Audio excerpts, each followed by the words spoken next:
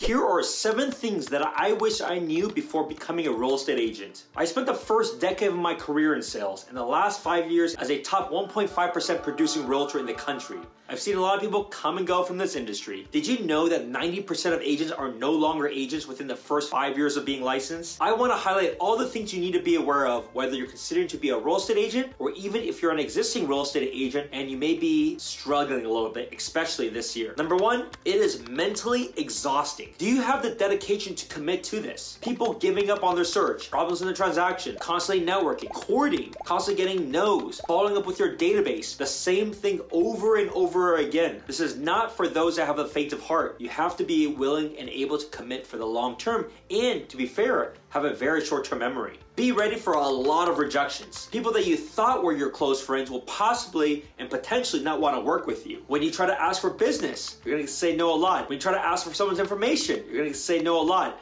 You're going to get a lot of heartbreak when for the people that you're actively working with, they no longer want to work with you. Number 3, you get flexible work to do what you want, but you still got to do a lot of hard work. There's a great quote that I go by myself. I work 80 hours a week, so I don't have to work 40 hours a week for somebody else ever again, right? But this is still on your own dime. You can work 10 hours a day, but it's up to you how you want to configure that. You can sleep in, you can work early morning, you can take your kids in and out, but at the same time, you still got to put in the amount of effort that is needed to do well. Number 4, maybe why some of you got into begin with, unlimited income potential, but that also means unlimited competition. Everyone can be a realtor, but you got to figure out what is your value and how do you stand out in this crowd. Number 5, it's really easy to get a license, but the starting line hasn't even started yet. At the end of the day, it comes down like any sales funnel. What you got to have is people that know you, like you, and trust you. 2, you got to start actively working with them. 3, you got to continue to gain their respect and their trust. This is a long-term game if you want to be in this industry. Number 6, it is unstable, especially in the beginning. If you worked a job before, you're used to the comforts. As long as you don't get fired,